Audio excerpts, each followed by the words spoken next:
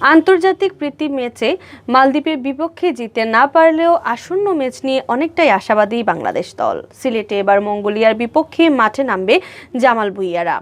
মঙ্গলবার বাংলাদেশ সময় বিকেল 5টায় পরস্পরের বিপক্ষে লড়বে বাংলাদেশ মঙ্গোলিয়া। প্রীতি এ ম্যাচের টিকিটের মূল্য ধরা হয়েছে 100 টাকা। সিলেট জেলা স্টেডিয়ামে টিকিট কাউন্টার থেকে টিকিট সংগ্রহ করা যাবে।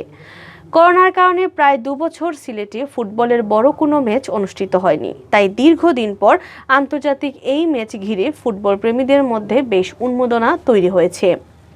এর আগে মালদ্বীপের বিপক্ষে আন্তর্জাতিক প্রীতি ম্যাচে মাঠে নামে বাংলাদেশ।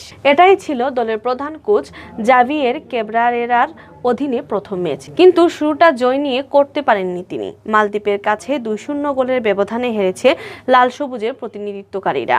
অবশ্য সেই হার ভুলে সিলেটে অনুশীলন চালিয়ে গেছে দল। অনুশীলন শেষে জাতীয় দলের অভিজ্ঞ ফরওয়ার্ড নাবিব নেওয়াজ জীবন বলেন, মঙ্গোলিয়ার খেলার ভিডিও ক্লিপ দেখে কোচ আমাদের পরিকল্পনা সাজিয়েছেন। অচেনা প্রতিপক্ষ, তবে এখানে আমাদের হোম অ্যাডভান্টেজ থাকবে। দর্শক, দেশের ফুটবলের স্বার্থেই ম্যাচটা আমাদের জিততে চাই। মালদ্বীপের মাঠে অনুষ্ঠিত ম্যাচে 4-4-2 ফরমেশনে খেলেছিলেন জামাল ভুঁইয়ারা, কিন্তু তাতে কোনো সাফল্য আসেনি।